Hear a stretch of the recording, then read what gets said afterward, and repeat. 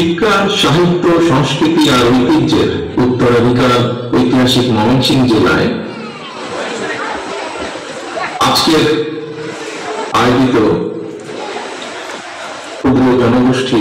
জাতীয় প্রতিনিধি সমাবেশের সম্মানিত সভাপতি মিস্টার মেঘেন হাগিদ,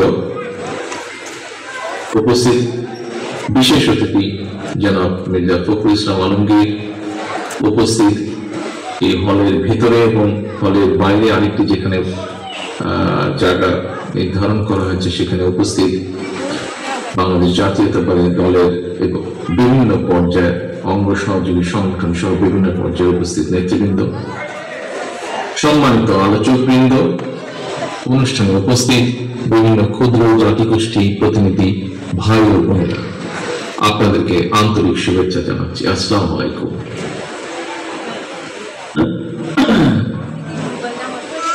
গালো হাজং বানাই কোচ ক্ষত্রিয় সাঁওতাল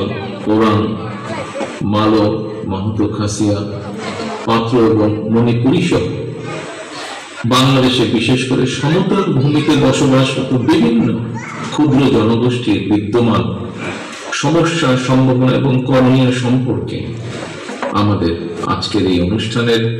বিভিন্ন আলোচকবৃন্দ তাদের আলোচনার মাধ্যমে অনেক গুরুত্বপূর্ণ বিষয়গুলো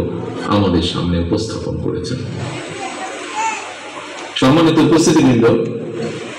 আমার বক্তব্য শুরু করার আগে আমি এই অনুষ্ঠানে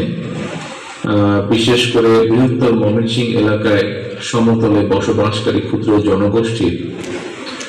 তৎকালীন নেতৃবৃন্দের সঙ্গে আমি বেশ আগে কথা বলছি, শহীদ জিয়াউর রহমানের সাথে তাদের ইন্টারাকশনের দু একটি ছোট বিষয় আপনাদের সামনে উল্লেখ করতে চাই। যদিও সভাপতি সাহেব ওনার বক্তব্যে তারা কিছু কিছু বিষয় বলেছেন, এখানে বেশ কিছু মুরব্বী প্রবীণ নাগরিক উপস্থিত আছেন, নিশ্চয়ই তাদের মনে আছে যারা বক্তব্য রেখেছেন তাদের ভিতরেও প্রবীণ নাগরিক আছেন, তাদের মধ্যে সভাপতি সাহেব সহ দু একজন উল্লেখ করেছেন 1976-77 সালের দিকে শহীদ রাষ্ট্রপতি জিয়াউর রহমানের সঙ্গে বৃহত্তর ময়মনসিংহের সমতলে বসবাসকারী ক্ষুদ্র জাতিগোষ্ঠীর মানুষের বিভিন্ন সময় একাধিকবার মত বিনিময় অনুষ্ঠান হয়েছিল এবং সেই সময় শহীদ জিয়া বৃহত্তর ময়মনসিংহ এলাকায় এই ক্ষুদ্র জাতিগোষ্ঠীর জীবন মান উন্নয়ন এবং তাদের সাংস্কৃতিক চর্চার বিকাশের লক্ষ্যে খুব সম্ভবত বিবিসিরি কালচার একাডেমি প্রতিষ্ঠা করেছিলেন।